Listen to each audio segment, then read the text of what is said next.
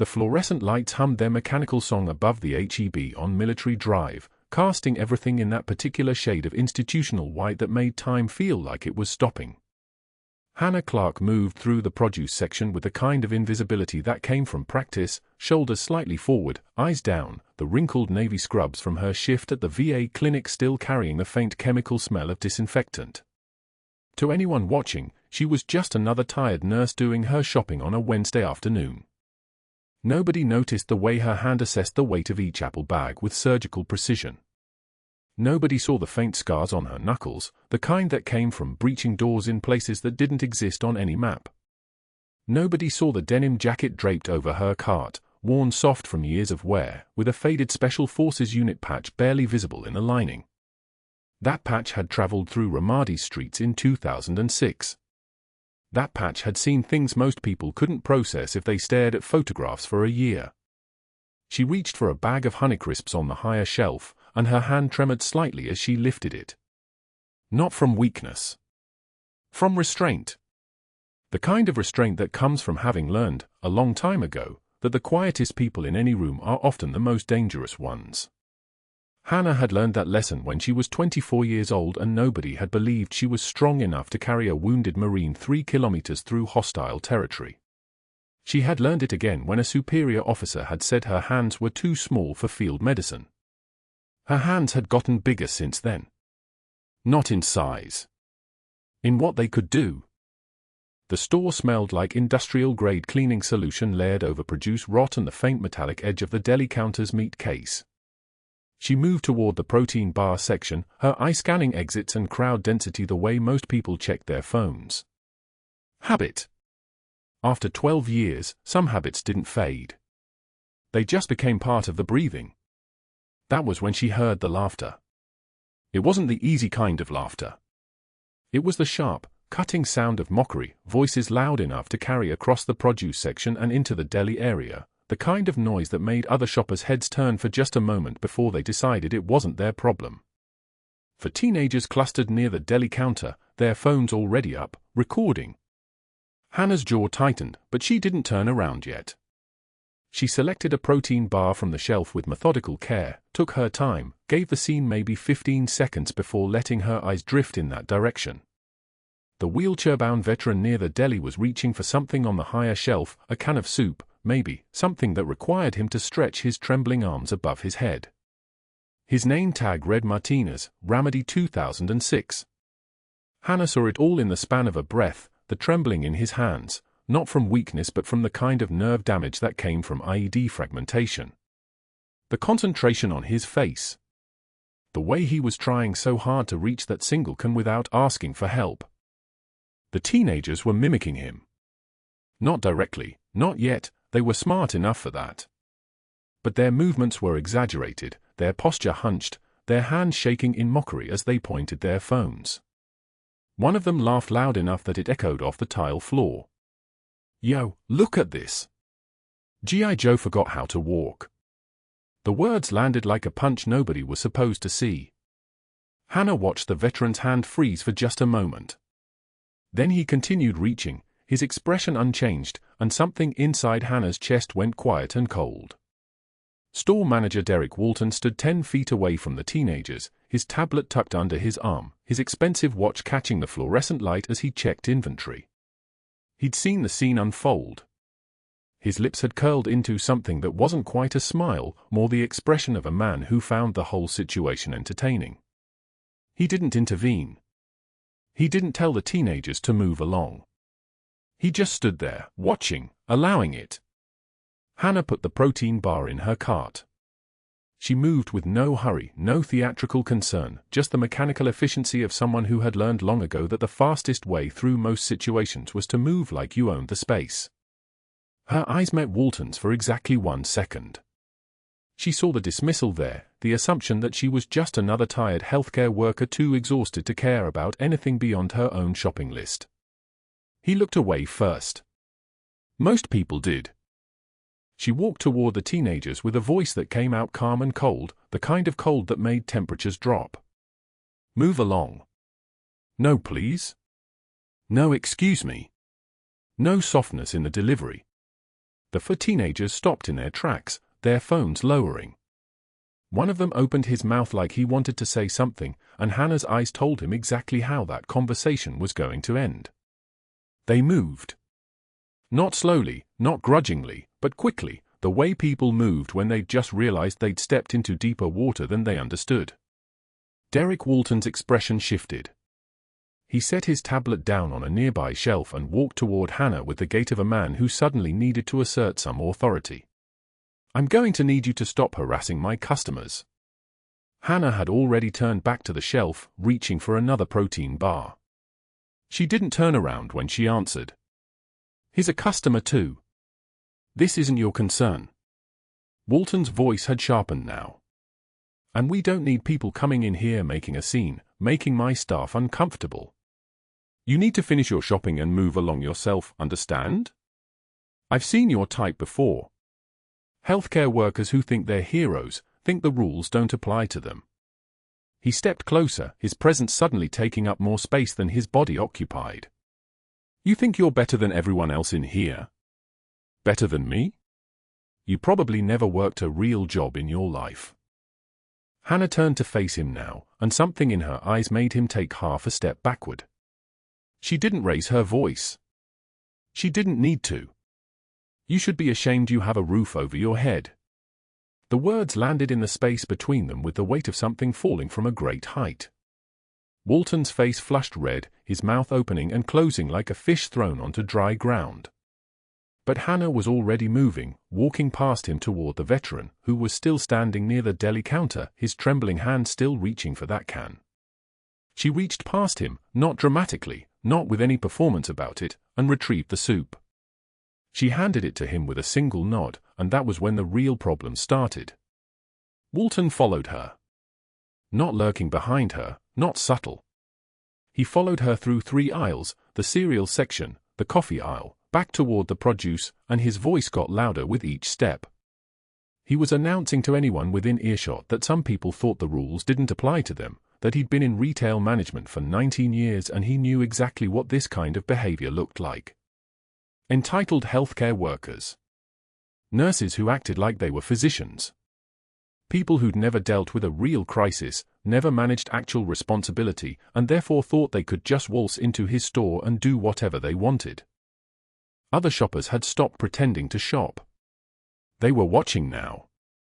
A woman in a blue cardigan had frozen next to the coffee filters. An older man with a cart full of canned vegetables had paused in the center of an aisle, waiting to see how this was going to unfold. Hannah stopped walking. She turned, and her eyes found Walton's across the space of 12 feet. The fluorescent lights buzzed above them like insects. Her expression didn't change. Her voice came out measured, controlled, with a kind of precision that suggested she was choosing each word from a vast arsenal of things she could say but wouldn't. "You have no idea who you're standing next to."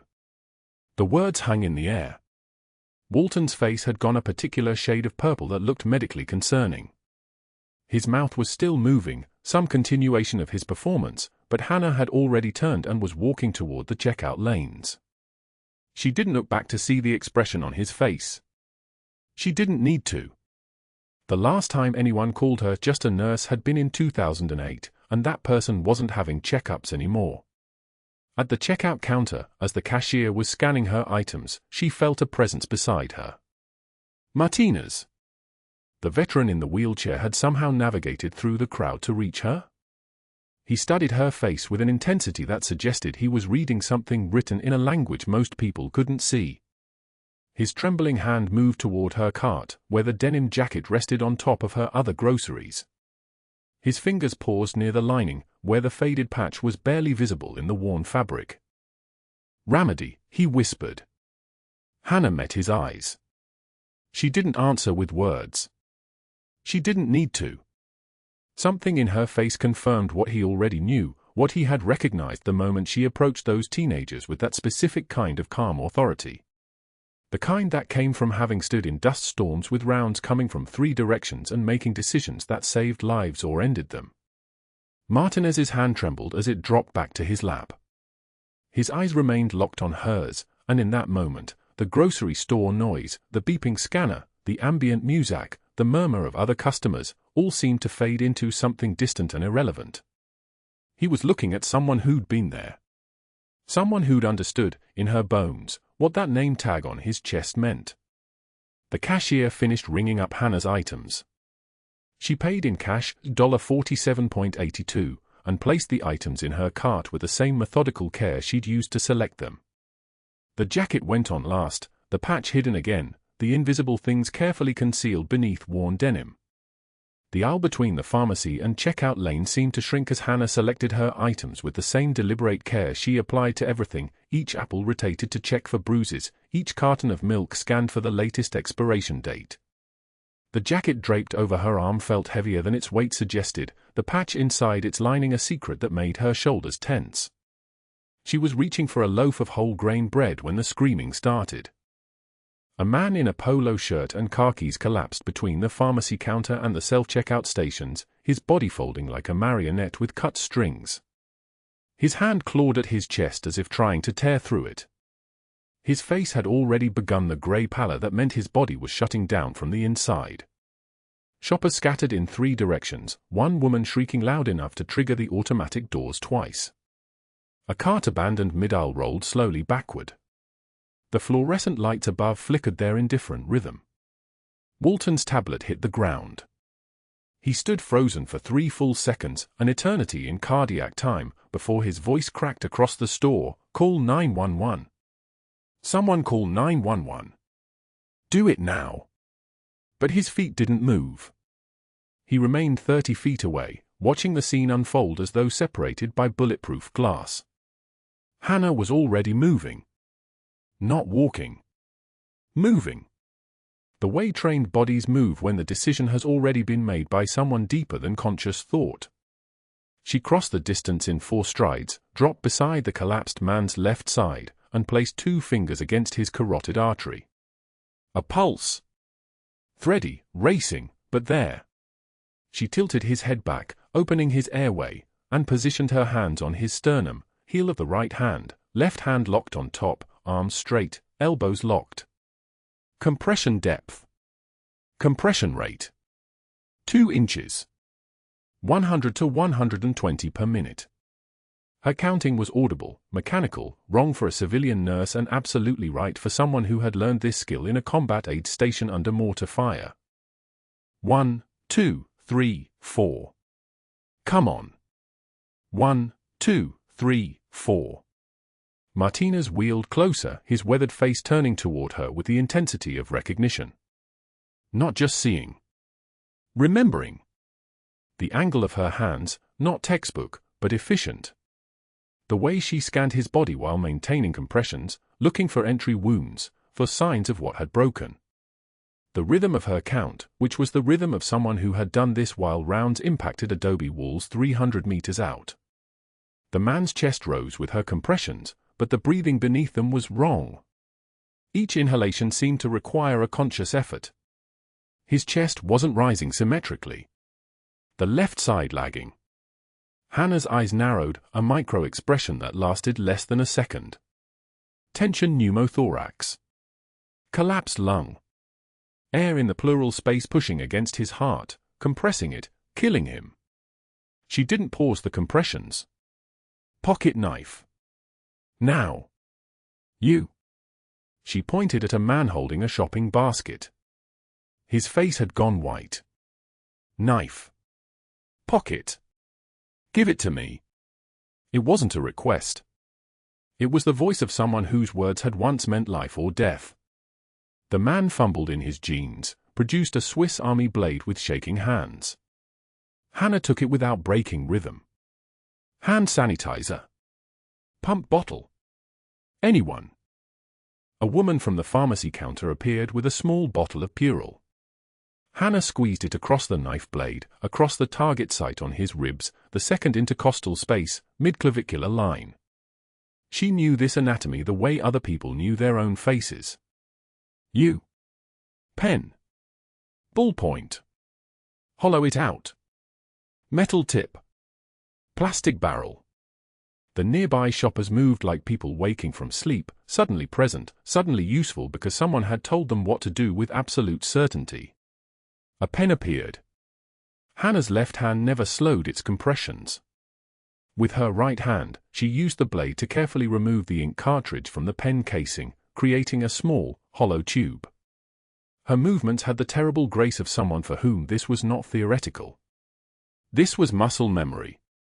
This was 3 tours in Ramadi. She positioned the blade between the man's ribs and made a precise incision, not hesitant, not rushed, just right. A sound like a whisper. Blood. Not much. The right spot. She removed the knife and inserted the hollowed pen casing into the opening, using it as a makeshift needle decompression catheter.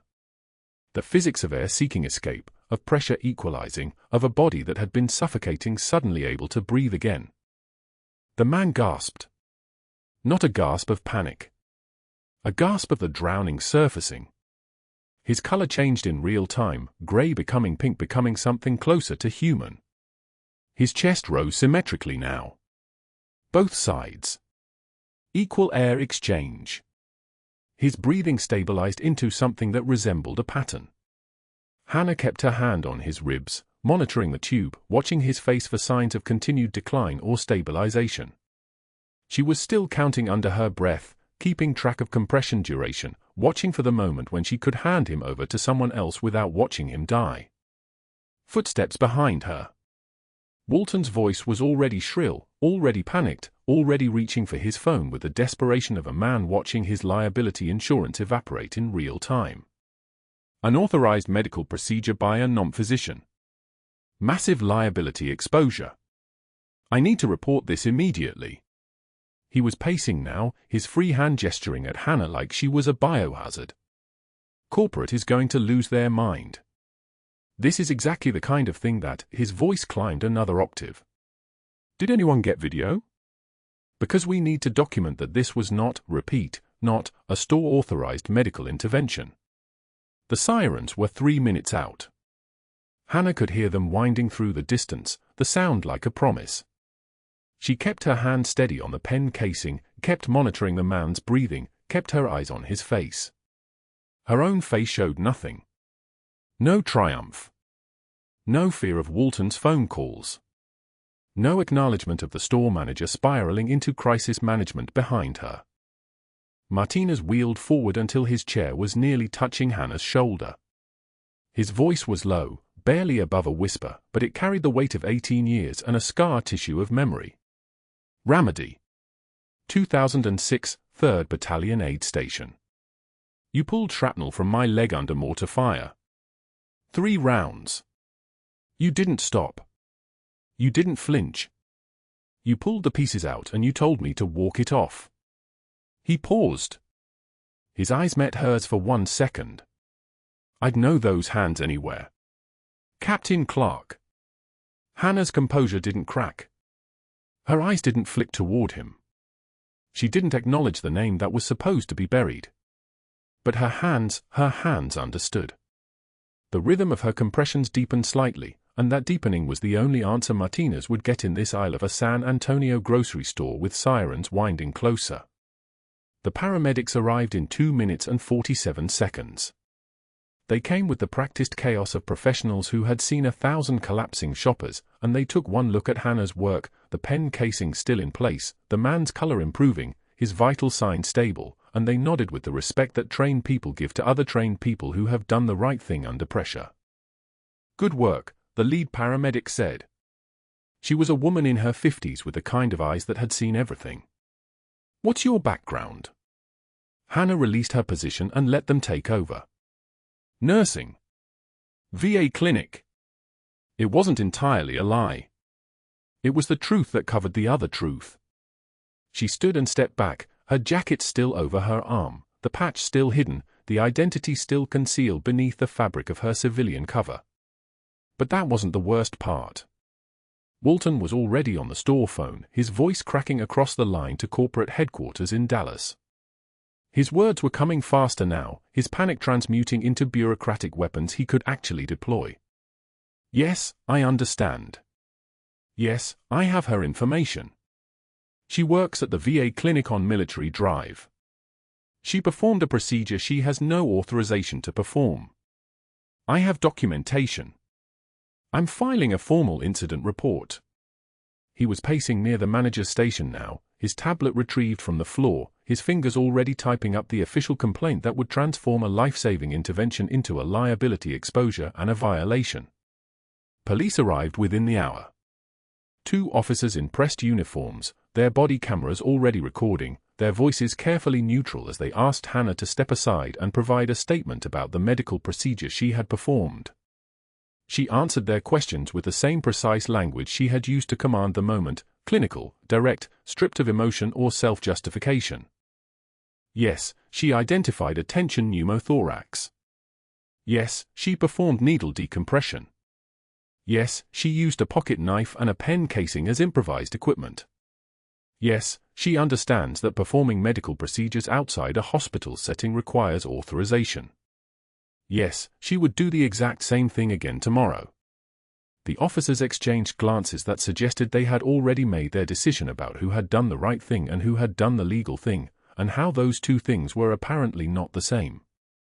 Walton handed them his report, already typed, already formal, already weaponized, and stood with his arms crossed, watching them read, waiting for the moment when his institution would be vindicated against the nurse who had overstepped, who had assumed authority she didn't possess, who had decided that saving a life was worth more than following protocol. He didn't see the second glance the female officer gave Hannah. He didn't see the moment when recognition flickered across her face, not of Hannah's rank or her unit or her real identity, but of the simple fact that she was looking at someone who had spent her entire adult life being taught that some situations require you to move faster than the rules allow. The male officer closed his notebook. Thank you for your statement. We'll be in touch if we need anything else. Hannah nodded. She had already learned how to disappear into the spaces between what people wanted to see and what was actually there. The next time she put on scrubs, she would be back at the VA clinic. The next time she walked through a grocery store, she would select items with deliberate care and keep her eyes down. The next time someone needed her to save their life, she would make the decision in the same space where all her decisions had been made for 18 years, the place where duty and oath and the weight of other people's survival collapsed into a single moment of choice. The cardboard box was waiting for her at home. The coffee mug inside it had a small crack along the rim. The succulent was browning at the edges. The photograph from Ramadi showed 8 faces, and 3 of them had photographs next to theirs now in Arlington Cemetery. But the patch sewn inside the jacket lining remained invisible, still hidden, still waiting for the moment when the world would finally understand that it had been standing next to a soldier all along. The phone on the manager's podium crackled with static. Derek Walton's finger hovered over the speaker button as the regional director's voice filled the small office behind the customer service counter. His name was Pierce, Regional Director Marcus Pierce, and his tone carried the weight of someone accustomed to making decisions that ended careers. "Walk me through exactly what happened," Pierce said. The line hummed with corporate authority. Walton straightened his spine, already rehearsing the narrative he'd been constructing since the paramedics arrived. His arms crossed over his chest like a barrier, a posture of righteousness. "Sir, at approximately 2:17 p.m., a customer collapsed in aisle 8, near the pharmacy. Heart attack, we assumed. Standard protocol, I called 911 immediately. The lie tasted like copper. He'd stood 10 feet away, watching. He'd smirked. Then this nurse, Hannah Clarke, she decides she's a doctor. Performs some kind of procedure without authorization. Uses a pen. A pen, sir. Sterilizes it with hand sanitizer from the checkout stand and cuts into the patient's chest. That's not medical care. That's assault." Walton pulled a manila folder across his desk, the edges worn from how many times he'd opened it, rehearsed it. Inside were incident reports, 3 of them, each one carefully worded. Witness statements from the teenagers he'd allowed to mock Martinez. Documentation of Hannah's aggressive interference when she'd confronted them in the produce section. He'd been building this file since that moment, since she'd looked at him with those Arctic eyes and said, "You should be ashamed you have a roof over your head." The patient's breathing improved dramatically, Pierce said. Not a question. A prompt. Coincidence. Or she got lucky. Either way, she violated store policy, created massive liability exposure, and practiced medicine without a license. We're a grocery store, not an emergency room. She put us at risk. The fluorescent lights hummed overhead, a sound like insects trapped in the ceiling panels. Hannah was still on premises. Security had been alerted 15 minutes ago. By now, she'd be gathering her things from the employee break room. The jacket with the hidden patch. The dying succulent and cracked coffee mug from her locker. A cardboard box balanced on her hip like she was carrying something precious. Like her entire identity could fit in something that small. Has she made any statements? Pierce asked. No, sir. When security informed her of the ban, she just left. Didn't argue. Didn't defend herself. Just took her things and walked toward the exit. That lack of argument bothered Walton more than resistance would have. Resistance he could fight. But silence suggested she had something to protect. Something bigger than her job at his store. I'm looking at your incident reports, Pierce said. Papers rustled through the phone line, the sound of corporate judgment being rendered from 300 miles away. You documented her behavior from earlier today. The confrontation about the teenagers. Yes, sir. She harassed paying customers. Made accusations without evidence. Overstepped her authority as a nurse. She's a pattern. The word sounded convincing. They felt righteous. Walton had rehearsed them in the mirror of his office bathroom while washing his hands 17 minutes after the medical crisis ended. He'd practiced the tone, concerned, professional, the voice of a manager protecting his store. Not the voice of a man who'd enjoyed watching teenagers mock a wheelchair-bound veteran. Not the voice of someone who'd smirked while a stranger's life hung by a thread. Hannah had walked past his podium as security escorted her toward the automatic doors. She hadn't looked at him. That was the part that gnawed at him, the complete absence of accusation in her eyes. No anger. No fear.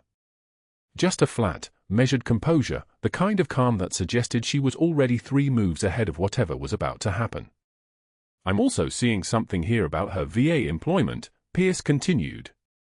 She works at a clinic. Walton's stomach tightened. He hadn't mentioned that. Her employee file lists her position. VA clinic on Military Drive. That's interesting, because it suggests she has actual medical credentials. That doesn't excuse. I'm not finished. The patient she saved? Thomas Reeves. 63 years old. The preliminary paramedic report indicates he had a pneumothorax, that's a collapsed lung. The procedure she performed, the needle decompression, that's an advanced emergency technique. Trauma surgeons train for years to do what she did with a pen casing and hand sanitizer. The paramedics documented that her intervention increased his oxygen saturation from 68% to 84% before they arrived. That's not coincidence. That's expertise. The silence stretched between them like a physical thing. Walton's jaw clenched. I'm making a preliminary decision, Pierce said. The ban stands. However, we're not terminating her employment pending the investigation. And I'm contacting our legal team about the language in your incident reports. Some of this reads like retaliation rather than documentation of policy violation. With respect, sir, she. You're a good manager, Walton. You follow protocol. But a good manager would have called 911 and then stepped back. You called 911 and then filed complaints because she made you look bad in front of customers. That's not the same thing. The line went dead. Walton stood alone in his office, the manila folder still open on his desk. Outside, through the window facing the loading dock, he could see Hannah approaching the security gate. She moved with the terrifying fluid precision of someone who'd learned long ago that hesitation got people killed. The cardboard box was balanced against her hip. Inside it, a cracked coffee mug. A dying succulent. A photograph from a place that no longer existed the way it had when the photograph was taken. And beneath her jacket, hidden in the lining, something that would have explained everything if anyone had known to look for it. But that wasn't the worst part. The worst part was that Martinez, the wheelchair-bound veteran, the one she'd helped in the produce section, was still in the store. Still waiting. Still gripping the handle of his wheelchair with trembling hands that had held weapons and held wounds and held the memory of brothers who didn't come home. He'd watched her being escorted out. He'd seen the corporate security badge and the manager's directive. And when she passed his location near the deli counter, he'd whispered something so quietly that only she could hear. "I know who you are." Hannah hadn't broken stride.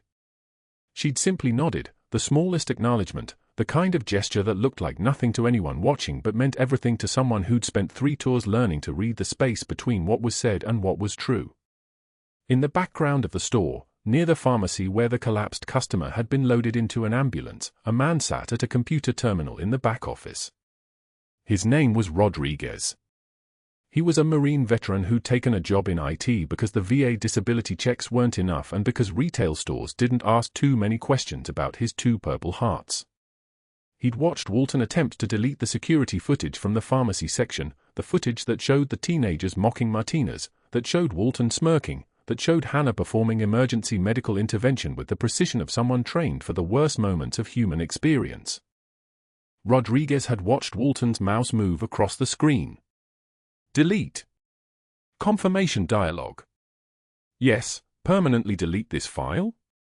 And Rodriguez had quietly copied everything to an external drive before Walton's finger touched the mouse button. The rain started at 6:36 p.m. Not a gentle rain. The kind of rain that hammered pavement like applause for something terrible, something necessary, something that couldn't be stopped. Hannah stood at the bus stop on Military Drive, her cardboard box balanced against her hip, her scrubs damp and clinging to her shoulders. The faded unit patch remained hidden inside her jacket lining, still waiting, still patient, still knowing that secrets have a shelf life measured in days, not years.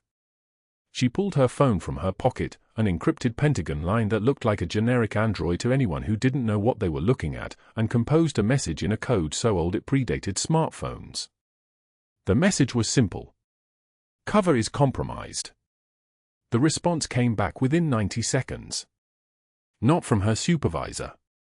From someone higher. Extraction or continuation. Hannah looked back at the store, visible through the rain as a shape of light and glass. She thought about Martinez gripping her wrist. She thought about the eyes of people who'd watched her save a stranger's life and then watched corporate policy matter more than human decency. She typed 2 words. Continuing. Out. The bus pulled up at 6:52 p.m. Hannah didn't board it. Instead, she walked deeper into the rain, toward the VA clinic on Military Drive, toward the veteran with the wheelchair who'd just whispered her true name into the fluorescent-lit air of a grocery store and changed everything. The cardboard box grew heavier. Or maybe she was just finally ready to let someone see what was inside. The rain hammered down like applause nobody asked for, and Hannah stood at the bus stop on Military Drive with the cardboard box balanced on her hip like a child who'd finally stopped crying. 37 minutes since she'd been escorted from the HEBS automatic doors. 37 minutes since Derek Walton had watched her walk away and smiled, thinking he'd won something. The box was still warm from where it had sat in the manager's office while corporate processed her termination. 2-week severance. A form letter about inability to maintain protocol standards. No mention of the man whose lungs had expanded again because her hands knew exactly where to push a hollowed pen casing through tissue and pleura. Inside the box, a cracked coffee mug from the VA clinic break room, the handle stamped with a faded insignia from the 75th Ranger Regiment. She'd used it every morning for 14 months, and nobody had ever asked why a nurse kept military coffee mugs. The succulent plant sat next to it, leaves curling like they were holding their breath, something alive but barely. She'd watered it once a week without fail. Even that small act of care couldn't save something that wanted to die. Below both items lay the photograph, wrapped in brown paper like evidence nobody should see. 8 faces arranged in full kit outside a crumbling compound in Ramadi, 2006. 2 rows of soldiers, eyes locked on the camera with the kind of focus that comes from knowing the world could end in the next 3 seconds. Captain Hannah Clarke stood in the back left, arms crossed, jaw set like a steel gate. Next to her, Staff Sergeant James Martinez, wheels in his future then, though neither of them knew it. And 6 others whose names she still spoke aloud in the shower when nobody could hear. Williams, Brennan, Contreras, Hernandez, Moore, Kelly. 3 still alive. Kelly had made lieutenant colonel. Williams had a coffee shop in Portland. Brennan's daughter was in West Point. The other 5 lived in the space between her ribs, the ones her body still reached for on bad mornings when her hands woke up looking for work. The rain soaked through her scrubs, the navy material darkening to the color of old blood, and she didn't move. The bus would come in 6 minutes. The route would take her past the VA clinic where she'd spent 14 months learning Martinez's schedule, his contacts, his vulnerabilities. Deep cover insertion assigned a target she'd come to care about. Mission parameters: monitor asset Martinez for signs of contact with hostile foreign intelligence. He'd been a CIA asset in Ramadi, had seen things that made certain governments nervous. The fact that he now lived in a wheelchair at a group home in San Antonio was not enough to stop them wanting him dead. And she'd blown her own cover to save a stranger at a grocery store, which meant the mission was compromised. Walton's complaint had triggered an administrative review. The VA had cross-referenced her personnel file.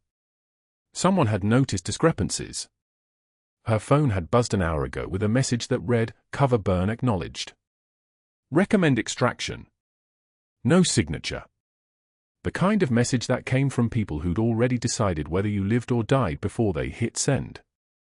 She could still see Walton's face when that middle-aged man dropped at the pharmacy counter, clutching his chest like his own heart was trying to escape. She could still hear the way his voice changed from contempt to panic. Could still feel the moment she'd made the choice, save him or stay hidden. Hands moved on their own.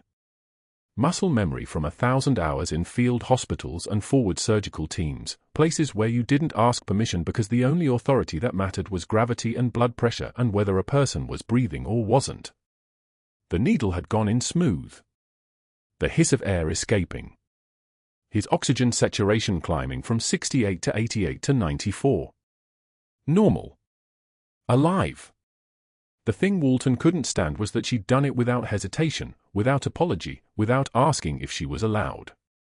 He'd spent 14 months trying to remind her of the distance between them. One emergency had erased it completely. The box felt heavier. Rain ran down her wrists and under her sleeves, and she let it because there was something honest about being soaked through, about standing in weather like this with no shelter. The nursing position was gone. The VA clinic access was gone. Martinez's handler was probably already moving to find him, and the group home where he lived had exactly 3 staff members working nights, none of them trained for what happened when old enemies got current coordinates. She'd compromised everything trying to do the right thing in the grocery store, and now the only mission left was whether she could reach him before they did. The phone in her pocket felt heavier than it should. One call to the Pentagon contact number buried in her scrub pocket would trigger full extraction protocols. Another life, another name, another city where nobody knew that Captain Hannah Clarke had ever existed. She could walk into that bus and disappear. She could become someone else by midnight.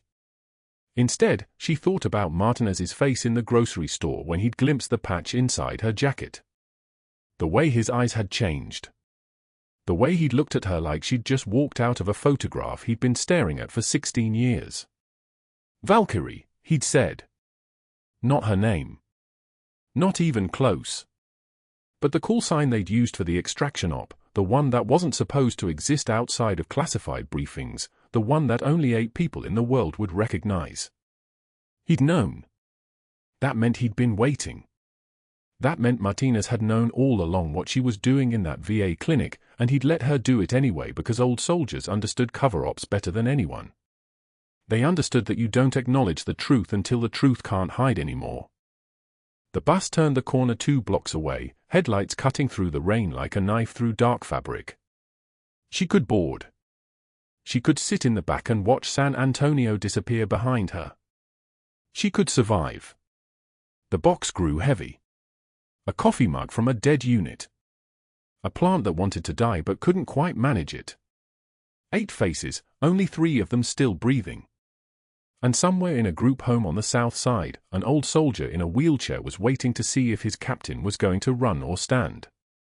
She put the box down on the bus stop bench. Opened her phone. Found the contact labeled maintenance, which wasn't maintenance, and which didn't ring a dispatcher but instead connected to a secure line at the Pentagon where people with no names made decisions about whether people with no names got to live. "This is Clarke," she said. Her voice sounded like it was coming from underwater, like she was already drowning in the life she was about to choose. "Asset Martinez is being moved against. I'm compromised. I'm staying." The response came back in 2 seconds. "Understood. Backup arriving in 20 minutes." She hung up. Turned away from the bus as it hissed to a stop, as the doors opened, as the driver looked at her with vague annoyance. She just walked away from the bench, the cardboard box still balanced on her hip, rain streaming down her neck and under her collar, scrubs plastered to her skin like they were trying to peel her out of the shape she'd been holding for 14 months. The bus left without her. The city streets were empty this time of night, just Hannah and the rain and the knowledge that somewhere in the next few hours, someone was going to discover that the person they'd written off as a nurse was actually the reason they still had air in their lungs, and that reckoning was going to change everything. She walked toward the group home. Her hands had stopped shaking. That wasn't composure. That was the moment before. Morning light streams through the HEB's automatic doors like a spotlight, and the crowd has already assembled. News vans are parked at angles, their satellite dishes reaching toward a sky the color of slate. Uniformed officers line the entrance, San Antonio police in pressed blues, their badges catching the early sun. Behind them, a Marine Corps delegation in dress uniforms so crisp they look cut from cardboard. The red and gold stripes on their sleeves catch light like warnings. Nobody is smiling. Martinez sits at the center of it all, his wheelchair positioned near the deli counter where, less than 48 hours ago, teenagers mocked his trembling hands. Now those hands grip the wheelchair's wheels, steady as iron. His eyes are fixed on the automatic doors. Waiting. The morning smells of clean tile and coffee and something else, anticipation, maybe. The electric hum of fluorescent lights overhead sounds different now. Louder. Like they're holding their breath too. The doors whisper open. Hannah Clarke steps through. She's still wearing her nurse scrubs, the pale blue ones from her termination packet, the ones that still smell faintly of the VA clinic's antiseptic. Her hair is pulled back with the same efficiency as always. Her hands are empty. Her face is composed, but there's something in her shoulders now that wasn't there before, a readiness that moves through the air like a pressure change. Martinez looks up. His eyes fill immediately, tears spilling down weathered cheeks in the span of a breath. His lips move. One word. Barely audible over the hum of the lights and the distant sound of traffic outside. Valkyrie. A Marine lieutenant colonel steps forward. He's tall, his uniform immaculate, his face the color of mahogany and experience. He carries a citation folder, the kind with official seals visible even from 10 feet away. When he speaks, his voice fills the store the way a general's voice should, not loud, but carrying weight that silence cannot contain. Captain Hannah Clarke, Special Forces, 3 tours in Ramadi, 2005 through 2008. Silver Star recipient for actions under fire. This citation recognizes exemplary service in combat operations and sustained leadership under hostile conditions. The words hang in the air. Captain. Not nurse. Not healthcare worker. Captain. A 2-star general moves through the crowd with the kind of calm that comes from having already survived the worst. His stars catch light. His salute, when he renders it before Hannah, is so sharp it sounds, a crisp thud of fist to chest. His voice carries through the store like a command that will be obeyed. Captain Clarke's record includes 17 confirmed saves under hostile conditions. Medical interventions in combat zones where no other qualified personnel were present. She led a classified operation that extracted 4 hostages from an insurgent stronghold in Ramadi's Jolan district in 2007. That operation has never been publicly acknowledged. Until now. Walton materializes at the edge of the crowd, his HEB name tag still pinned to his chest like a medal. He opens his mouth. His voice comes out strangled, defensive, the sound of someone drowning in real time. Wait. Protocol. We have corporate policies about. The general holds up one hand. Just one. His index finger rises, and Walton's voice stops like he's been physically struck. Two men in dark suits step forward from the crowd. They move with the fluid precision of investigators who've been doing this work for longer than most people have been alive. One of them holds a small external hard drive, no bigger than a finger. The other produces a tablet, taps it twice, and security footage begins playing on screens throughout the crowd. Frame 1, Walton's face, twisted in a smirk, as teenagers mock Martinez at the deli counter. Frame 2, Walton following Hannah through 3 aisles, his voice carrying through the store about protocols and entitled healthcare workers. Frame 3, Walton's fingers on a computer terminal at 2:17 a.m., his face illuminated by the glow of a deletion interface. His hand hovering over a button labeled Purge. The investigator's voice is steady, clinical. The voice of someone reading charges. Mr. Walton attempted to delete security footage of a medical emergency on March 14 at 11:43 a.m. That footage documented an unauthorized but life-saving medical procedure. Needle decompression for tension pneumothorax using improvised equipment. The procedure saved a civilian's life. We have evidence of obstruction, attempted evidence tampering, and interference with a classified national security operation. Walton backs against a checkout counter. His hands grip the edges. His expensive watch, the kind that costs more than most people make in 3 months, tightens against his wrist. His voice cracks. I didn't know. I was just following policy. I didn't know about any classified. You filed complaints with her employer, the investigator continues, his tone not changing by a single degree. You caused her termination from a position that was part of a Pentagon-authorized assignment. Captain Clarke was monitoring a protected asset at Seattle General's VA clinic. A CIA asset whose safety was compromised by your actions. The regional director arrives then, moving through the crowd with the stride of someone who's driven from Houston at dangerous speeds. His face is the color of a warning light. His eyes find Walton like a targeting system. Walton. You told me she was some random nurse causing problems. You said nothing about deleted footage. Nothing about police investigations. Nothing about the Pentagon calling our corporate headquarters at midnight. The silence that follows is so thick you could operate in it. The general continues, his voice cutting through like a scalpel. Captain Clarke will retain her position at Seattle General's VA clinic, effective immediately. Full back pay for the period of wrongful termination. Accommodation for her classified assignment continues. And you, Mr. Walton, have been offered an alternative to federal charges. Walton's face cycles through the stages, rage, humiliation, desperate calculation, each one flashing like a warning light before it's replaced by the next. He sees Martinez watching him. He sees the crowd of shoppers recording on their phones. He sees his career atomizing in real time, fragments scattering across news outlets and social media and the Pentagon's classified systems. The investigator holds up the external drive. The drive that Rodriguez, the IT technician and Marine veteran, saved before Walton could destroy it. The evidence that proves everything. You have a choice, the investigator says. Accept the position we've arranged, complete remedial training in professional conduct, and this concludes at the administrative level.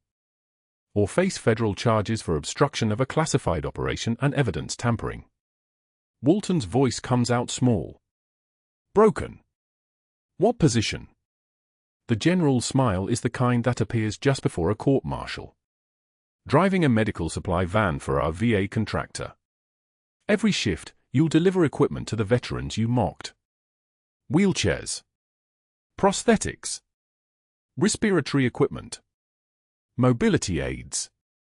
Starting Monday morning. under direct supervision of Marine Corps logistics personnel. You'll work there until they determine your remedial training is complete. Could be months. Could be years. News cameras capture everything. Walton's face as his life rearranges itself into a shape he doesn't recognize. His mouth opening and closing like a fish. The sound of his voice, when it comes, barely audible. You can't do this. I have rights. You had a choice, the investigator says simply. And holds up the external drive again.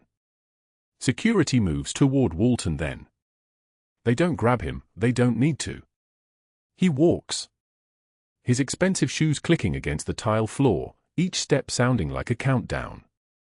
He passes a wall of veterans who've gathered, wheelchair users, amputees, elderly men in unit caps with insignia from wars that shaped this country. They don't speak. They just watch him go. Their silence is louder than applause. Hannah kneels beside Martinez's wheelchair. The motion is fluid, practiced, the kneel of someone who spent 2 decades in hospitals and forward operating bases and triage tents. Her hand finds his. His grip is immediate and fierce, his fingers locking around hers like she might disappear if he doesn't hold tight enough. I knew it was you, he whispers. His voice cracks on every word. No one else moves like that. Not in 20 years. Not even after everything. You saved me in Ramadi. You saved that man yesterday. You're saving me again right now just by being here. Hannah's composure, that iron thing she's maintained through humiliation and termination and isolation, cracks into something almost like a smile. She squeezes his hand, and for a moment, just a moment, the captain and the soldier recognize each other across 2 decades of silence. The general approaches, and in his hands is a flag. Folded with military precision, the creases sharp as warnings. Folded like a prayer. He hands it to Hannah, and his voice carries across the store one final time. Captain Clarke represents the thousands who serve in silence. Who sacrifice recognition for mission success. Who choose duty over glory. True heroism is what you do when the world stops watching. The store erupts in applause. Shoppers clapping, officers nodding, the Marine delegation standing at modified attention. But Hannah only sees Martinez. Only sees the man whose life she saved 3 times across 2 decades. She stands and removes the denim jacket she's kept close since that rain-soaked bus stop. A Marine carefully preserved it. She shows it to Martinez, shows him the inside lining, where a faded patch is sewn with the precision of someone who understands what symbols mean. 3rd Battalion, 5th Marines. Ramadi 2006. The letters barely visible now, worn pale by time and safekeeping. You kept it, Martinez whispers, his fingers touching the fabric like it might vanish. Always, Hannah says. And she means it the way soldiers mean things. The way people who've held each other's lives in their hands mean it.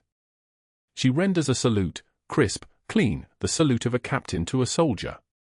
Martinez returns it with hands that tremble slightly, but with the determination of a man who spent 20 years wondering if he'd ever be seen again. His hands are steady enough. The cameras flash. The applause continues. But in the silence between heartbeats, in the space where 2 people recognize each other after 2 decades of separation, something that was broken finally heals. Hannah steps back into her scrubs, the patch now visible on her jacket shoulder for the first time in 20 years. She doesn't hide it anymore. She doesn't need to. Subscribe and hit the notification bell, because sometimes the quiet ones are the ones holding it all together.